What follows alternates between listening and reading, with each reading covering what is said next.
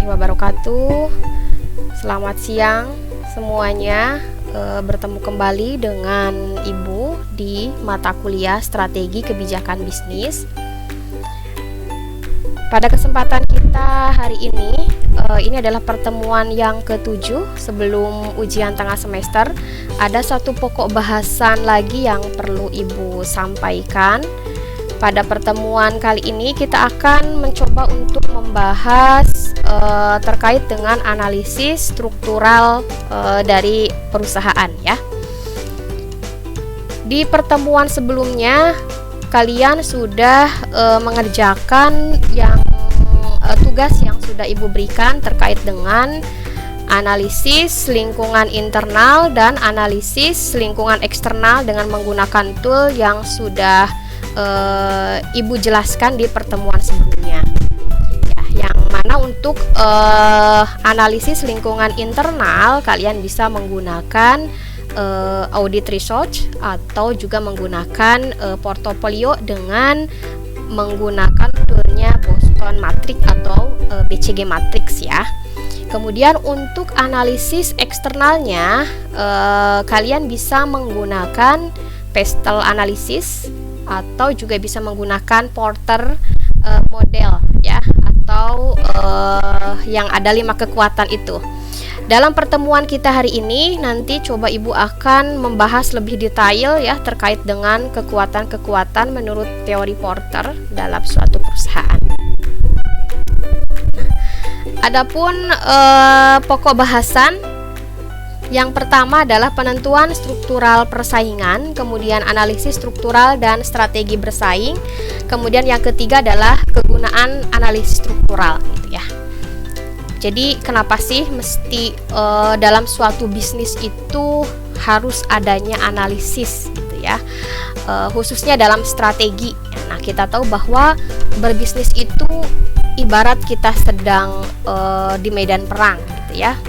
Kita membutuhkan strategi yang mana nanti bisa diimplementasikan dengan menggunakan taktik yang bisa kita implementasikan sehingga kita bisa bertahan pada bisnis tersebut gitu ya. Nah, di sini ada kekuatan-kekuatan yang mempengaruhi persaingan dari perusahaan. Inti dari perumusan strategi bersaing adalah menghubungkan perusahaan dengan lingkungannya ya, baik itu lingkungan internal ataupun lingkungan eksternal ya, yang sudah diidentifikasi di pertemuan sebelumnya. Kemudian tujuan dari strategi bersaing untuk suatu unit usaha atau bisnis unit dalam sebuah perusahaan adalah bisa menemukan posisi ya dalam perusahaan tersebut di mana perusahaan dapat melindungi diri sendiri sebaik-baiknya terhadap kekuatan persaingan atau dapat mempengaruhi tekanan tersebut secara positif gitu ya. Jadi ketika kita mengetahui nih posisi perusahaan kita itu ada di mana gitu ya. Di dalam analisis SWOT itu ada yang disebut dengan kuadran 1, kuadran 2, kuadran 3, kuadran 4 gitu ya. Nah, di masing-masing kuadran tersebut tentu ada perbedaan strategi yang digunakan sehingga kita bisa paling tidak gitu ya bertahan ataupun kita melakukan misalkan strategi apakah ofensif atau agresif atau defensif dan sebagainya gitu. Paling tidak kita sudah mengetahui kita posisi di mana sehingga kita bisa tepat menggunakan strategi bersaing tersebut gitu. Nah, kemudian selanjutnya kekuatan yang mempengaruhi persaingan perusahaan ini terdiri dari 5 ya, ada 5 yang mana yang pertama adalah para pesaing perusahaan. Nah, ini ya para kompetitor. Kemudian juga yang kedua ada pendatang baru potensial. Kemudian yang ketiga ada kekuatan tawar-menawar pembeli dan ini juga cukup mempengaruhi ya terhadap kondisi perusahaan. Kemudian juga adanya ancaman dari produk atau jasa pengganti ya atau substitusi Dan yang terakhir yaitu adanya kekuatan tawar-menawar dari para pemasok. Ya, nanti coba Ibu akan detailkan, jelaskan satu persatu dari 5 kekuatan ini. Yang mana ini bersumber dari 5 Force model gitu ya, dari Porter gitu. Yang mana ada dalam tool analisis eksternal ya. Nah, yang pertama, penentu struktural intensitas persaingan. Nah, persaingan dalam suatu industri akan terus-menerus menekan tingkat hasil pengembalian modal yang ditanamkan menuju tingkat pengembalian dasar yang bersaing. Artinya, ya. Nah, ini ketika perusahaan itu mampu mengembalikan modal yang ditanam misalkan oleh para investor gitu ya, dengan tingkat pengembalian yang bersaing, artinya misalkan di atas rata-rata gitu, biasanya ini akan menarik banyak minat dari para investor untuk menanamkan modal di perusahaan kita gitu. Namun kalau kondisi sebaliknya, misalkan tingkat pengembalian yang bisa perusahaan kita lakukan itu ternyata di bawah rata-rata, kalah dengan perusahaan yang lain gitu, maka ini juga cukup mempengaruhi terhadap minat para investor untuk menanamkan modalnya di perusahaan kita gitu ya. Kemudian setiap perusahaan pasti ya mempunyai kekuatan dan kelemahan sendiri-sendiri dalam menghadapi struktur industri.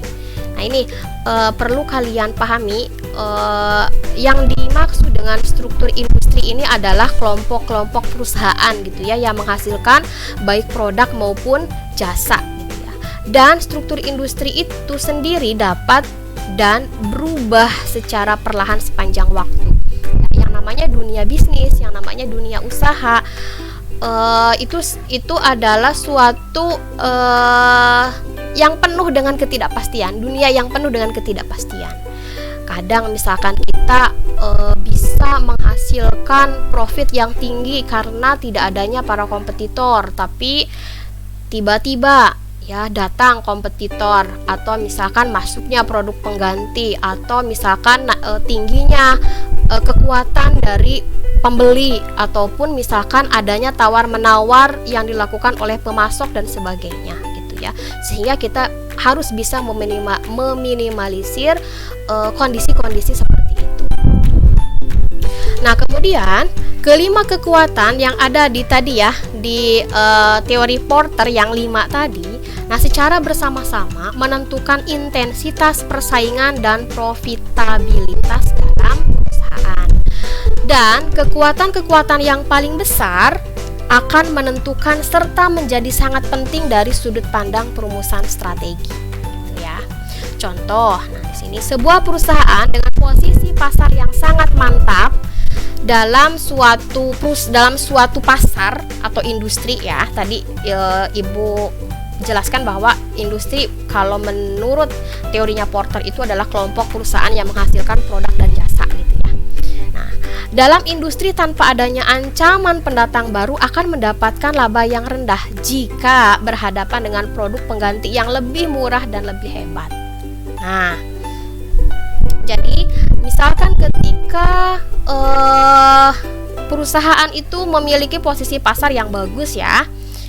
Nah, kemudian dia sebenarnya tidak memiliki ancaman dari pendatang baru dengan produk yang sejenis dengan produk kita gitu. Tapi ternyata ancaman yang justru datang itu bukan dari kompetitor, tapi dari produk pengganti produk kita gitu. Yang mana harganya jauh misalkan lebih murah dan jauh lebih berkualitas daripada produk yang kita hasilkan gitu. Maka ini pun masuk ke dalam ancaman ya bagi perusahaan kita.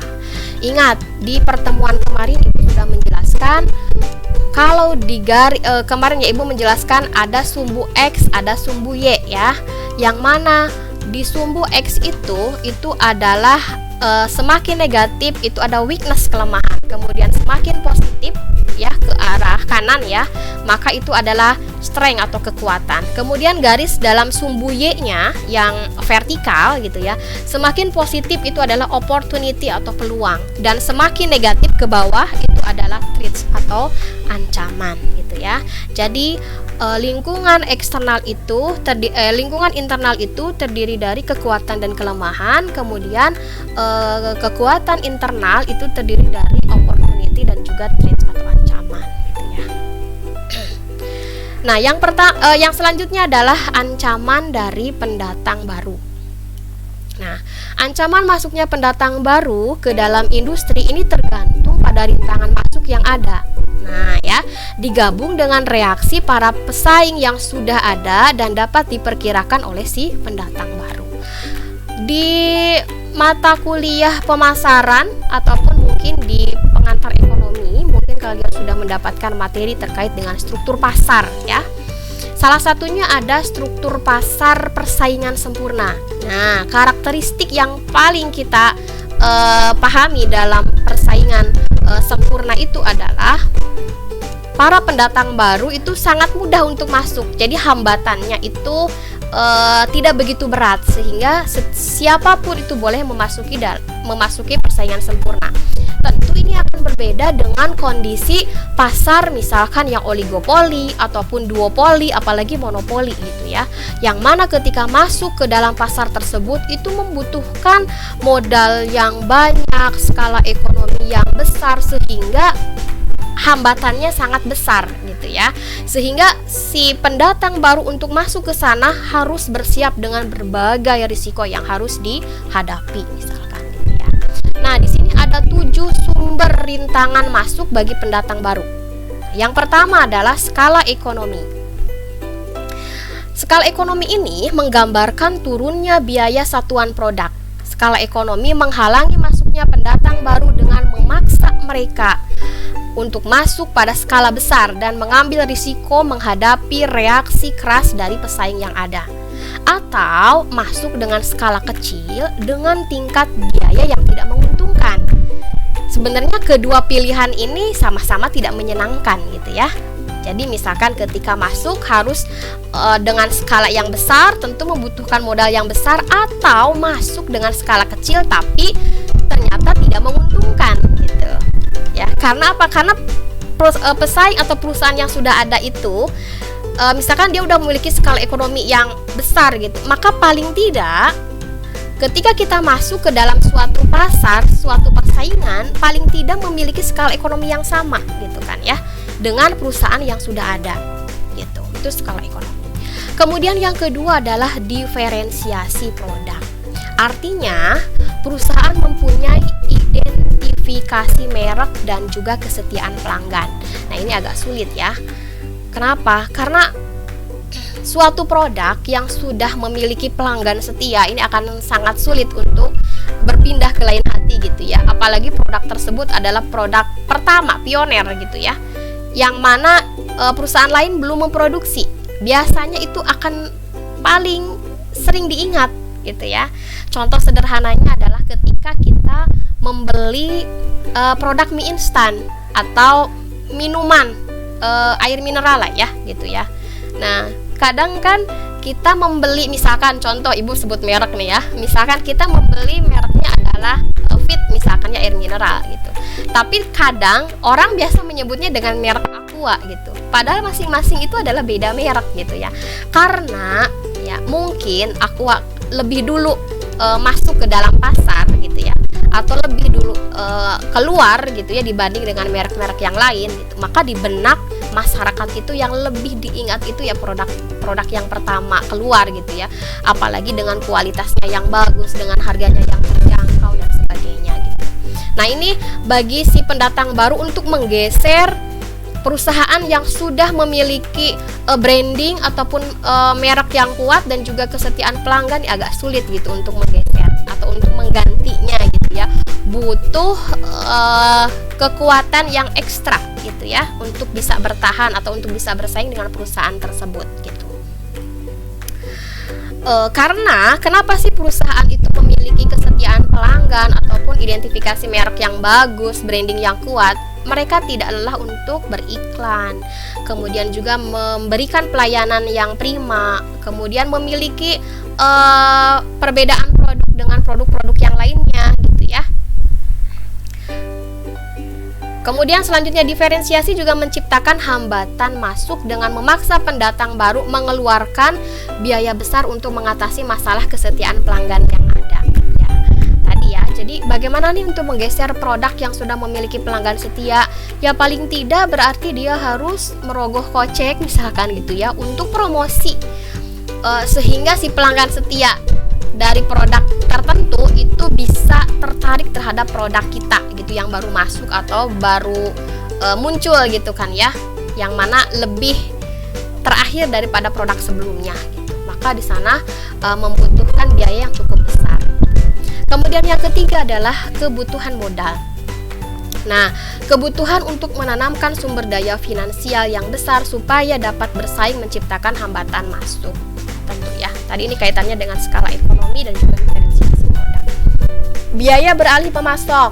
Nah, hambatan masuk tercipta dengan adanya biaya beralih pemasok atau switching cost, yaitu biaya satu kali atau one time cost yang harus dikeluarkan pembeli ketika harus berpindah dari produk pemasok tertentu kepada pemasok lainnya. Nah ini contohnya misalkan ketika kita sudah biasa nih pakai pemasok A, kemudian berganti dengan pemasok B gitu, maka kita harus beradaptasi kembali ya dengan pemasok B yang berbeda mungkin karakteristiknya gitu, atau misalkan produknya berupa teknologi harus mengadakan lagi pelatihan bagi para tenaga kerja karena mungkin ada perbedaan gitu. Nah ini juga cukup menguras biaya gitu ya, dan selain biaya juga waktu gitu ya.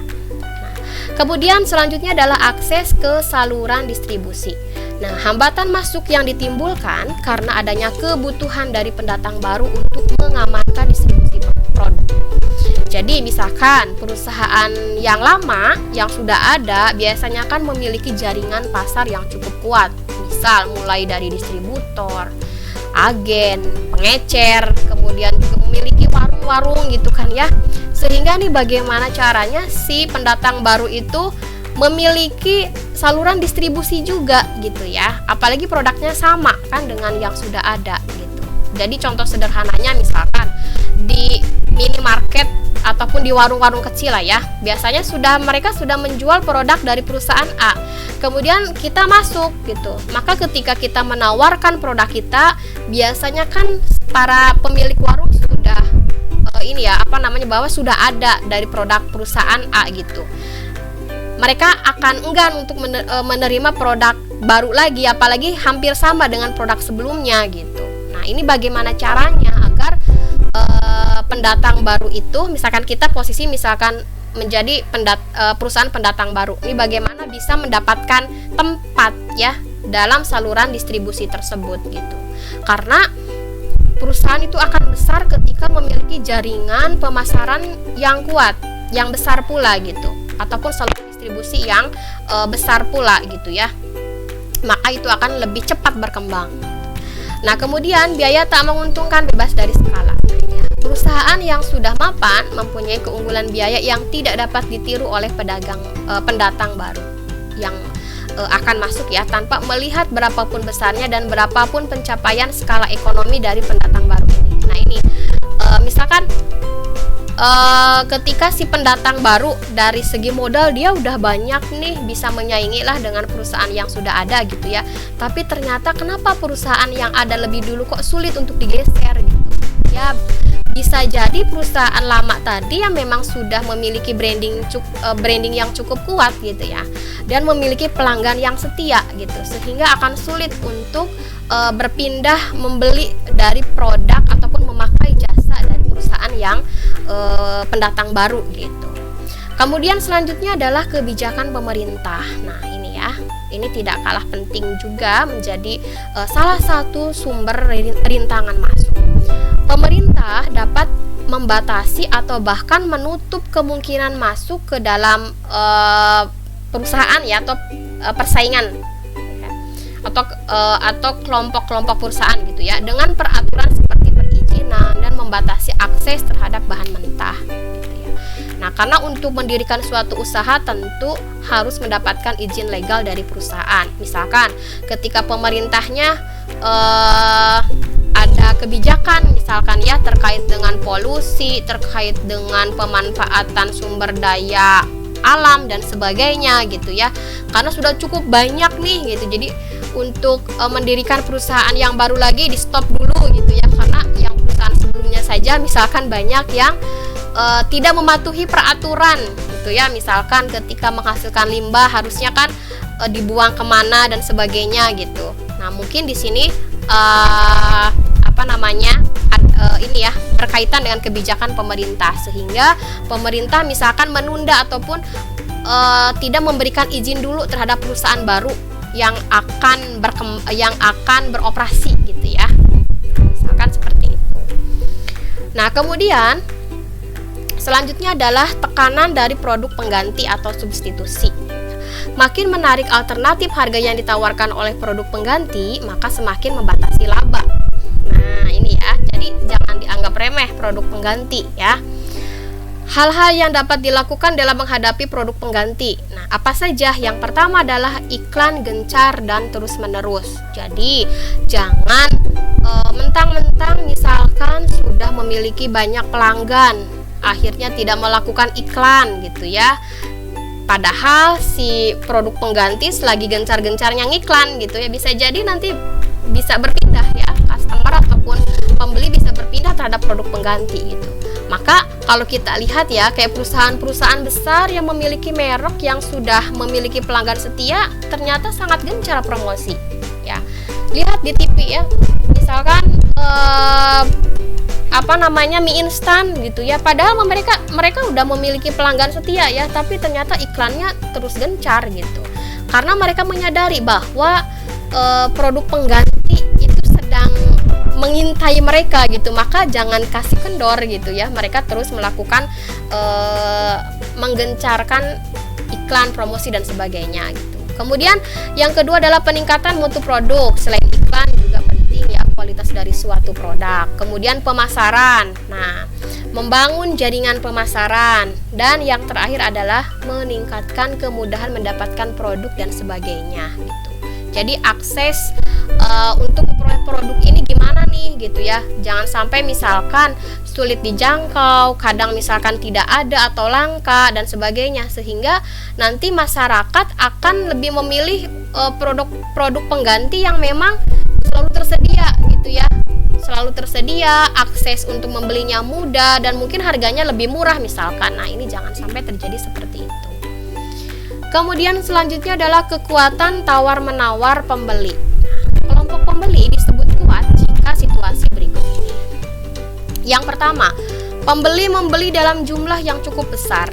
Biasanya kan kalau pembeli yang membeli dalam jumlah yang cukup besar, dia memiliki kekuatan ya untuk meminta harga yang lebih murah gitu ya, karena dia memiliki power bahwa saya beli banyak gitu, harus mendapatkan diskon, harus mendapatkan potongan gitu ya. Nah, kemudian produk yang dibeli adalah produk standar atau tidak terdiferensiasi, artinya tidak ada perbedaan dengan produk yang lain, sama gitu. Jadi dengan mudah konsumen itu mencari produk yang sama tersebut di penjual yang lain gitu. Tapi kalau produknya itu terdiferensiasi gitu ya, agak langka nih gitu kalau mencari produk yang lain seperti produk ini gitu. Maka ketika meskipun harganya mahal pasti akan dibeli karena memang berbeda dengan produk yang lainnya gitu ya. Kemudian selanjutnya adalah pembeli mendapatkan keuntungan yang kecil. Arti keuntungan di sini adalah benefit, profit. Benefit itu apa sih keuntungan yang saya peroleh misalkan ya, kata si konsumen itu ketika membeli produk tersebut. Ketika benefitnya kecil gitu ya, tidak begitu menguntungkan atau bahkan mungkin tidak memberikan solusi bagi konsumen tersebut gitu. Nah, berarti si pembeli itu ya mungkin akan mencari produk yang lebih memberikan keuntungan bagi dia gitu ya. Kemudian selanjutnya, produk industri tidak penting bagi kualitas produk atau jasa bagi pembeli. Nah, apalagi produknya dikatakan tidak begitu penting gitu ya. Yang ngapain membeli gitu kan ya kan gitu. Kemudian pembeli mempunyai informasi lengkap, apakah itu berupa informasi harga, kualitas dari produk dan sebagainya gitu ya. Karena kalau sudah memiliki informasi lengkap, misal ketika kita membeli suatu produk dan dia sudah tahu nih kisaran harga pasarnya berapa gitu. Jadi ketika si penjual menjual dengan harga yang di atas harga pasar gitu ya, karena dia udah memiliki informasi yang lengkap, maka kok mahal amat ya gitu kan ya, maka dia akan mencari produk yang lain, mungkin dari toko yang lain atau dari produsen yang lain yang harganya paling tidak sama dengan rata-rata harga pasar gitu, karena si pembeli tadi memiliki informasi yang lengkap gitu ya. Maka nah di sini untuk mengubah kekuatan pembeli adalah dengan cara mengubah faktor-faktor kelima faktor di atas, sehingga kekuatan pembeli akan berubah, apakah akan bertambah ataupun berkurang.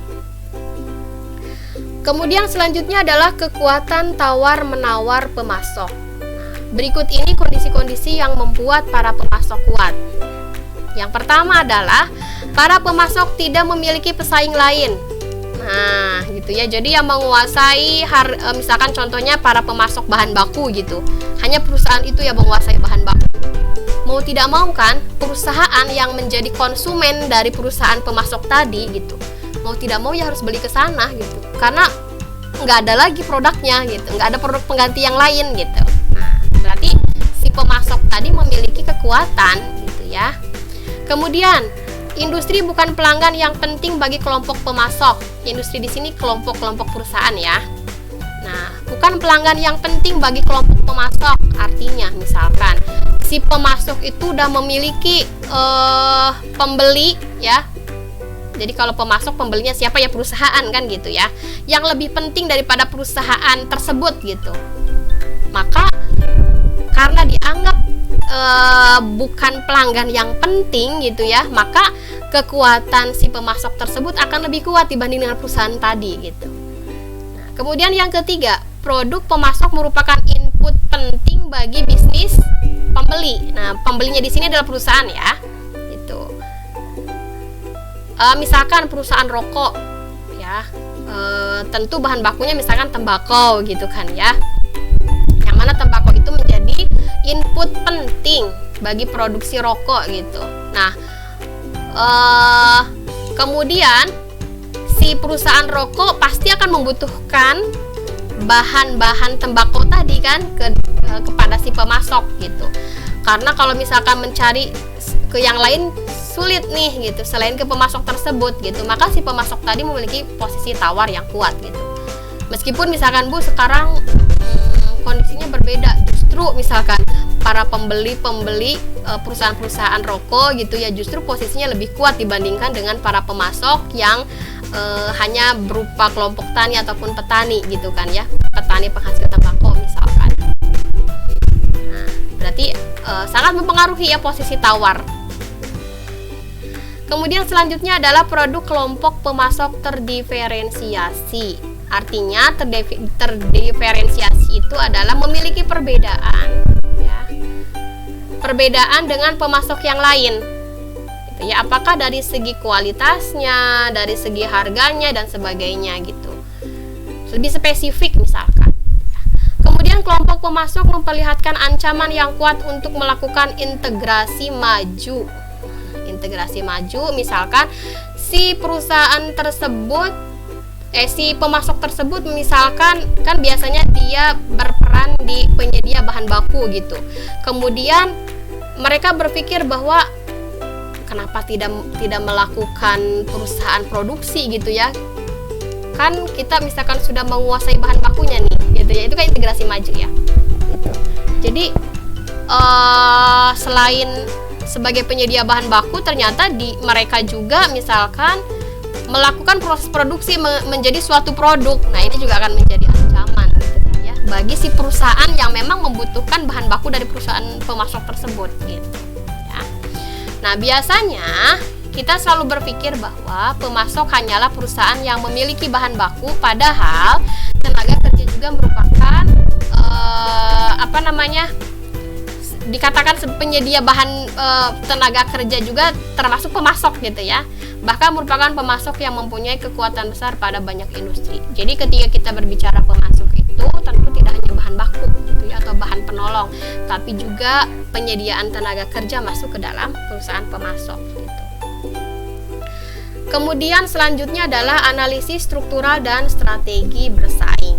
Nah, strategi bersaing yang efektif mencakup tindakan-tindakan menyerang atau ofensif, bertahan atau defensif, guna menciptakan posisi bertahan yang aman terhadap kelima kekuatan persaingan, gitu ya. Jadi ini dalam hal posisi perusahaan ada di mana, gitu ya. Nah, Ibu coba menjelaskan 4 kuadran ini ya. Nah, ini kan yang Ibu katakan di garis horizontal itu adalah atau sumbu X ya. Kalau di dalam matematika itu ini ada S itu strength, kekuatan, weakness itu kelemahan. Kemudian ini sumbu Y-nya ada opportunity, ada threat, ancaman, peluang gitu ya. Ada kuadran 1, 2, 3 dan 4.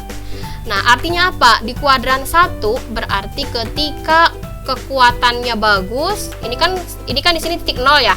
Semakin ke kanan kan semakin positif. Begitupun di sini, semakin ke atas kan semakin peluangnya semakin besar gitu. Maka strategi yang bisa dilakukan pada kuadran ini adalah strategi agresif atau ofensif, menyerang ya, gitu di sini. Karena dia memiliki kekuatan yang bagus dan peluangnya juga besar gitu. Misalkan produknya kualitas bagus dan ternyata peluangnya adalah banyak yang nyari, banyak yang butuh, maka lakukan strategi agresif gitu ya. Nah, kemudian lalu kalau di kuadran yang kedua, nah, dia memiliki kekuatan strength, tapi ternyata ancamannya banyak. Ya, misalkan banyak kompetitor yang menjual produk yang sama gitu. Nah, berarti lalu apa strategi yang bisa dilakukan? Strategi yang bisa dilakukan adalah bisa melakukan strategi diferensiasi. Ya, apa itu strategi diferensiasi? Strategi diferensiasi itu adalah strategi yang membuat perusahaan ataupun produk yang kita hasilkan itu berbeda dengan pesaing lainnya gitu, sehingga si pembeli menemukan sesuatu pada produk kita dibanding dengan produk dari kompetitor yang lainnya gitu ya, karena ternyata pesaingnya banyak misal. Kemudian yang ketiga ini adalah defensif strategi yang dilakukan. Artinya apa? Nah, dalam kuadran 3 ini kondisinya lemah, semakin ke kiri semakin lemah ya, weakness, dan semakin ke bawah ancamannya semakin banyak ya, semakin negatif semakin banyak gitu. Maka strategi yang perlu dilakukan adalah strategi defensif atau bertahan gitu. Jadi jangan sampai kebalik, posisi di strategi ketiga tapi malah melakukan strategi agresif, ya salah gitu ya gitu. Maka harus betul-betul memahami posisi perusahaan kita ada di mana gitu ya. Dan kemudian di kuadran yang keempat, nah ini kondisi yang mana peluangnya banyak ataupun produknya banyak dicari tapi ternyata memiliki kelemahan atau weaknessnya banyak, besar gitu ya. Misalkan mutunya jelek tapi ternyata sebenarnya banyak sih yang cari gitu kan ya. Maka strategi apa yang bisa dilakukan dalam kuadran 4? Nah, yang bisa dilakukan adalah turn around gitu ya, atau memperbaiki.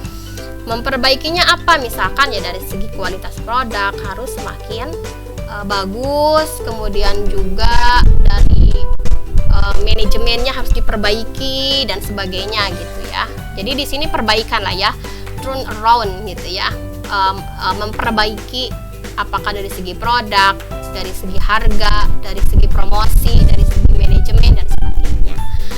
Nah, ini nanti insya Allah di pertemuan setelah UTS ya, kita mencoba untuk menghitung bagaimana kalau posisi 1 tuh seperti apa, 2, 3 dan 4. Ini ya yang mungkin ini yang bisa Ibu sampaikan pada pertemuan kita pada kesempatan hari ini ya. Ibu cukupkan. Terima kasih, sehat-sehat untuk semuanya. Wassalamualaikum warahmatullahi wabarakatuh.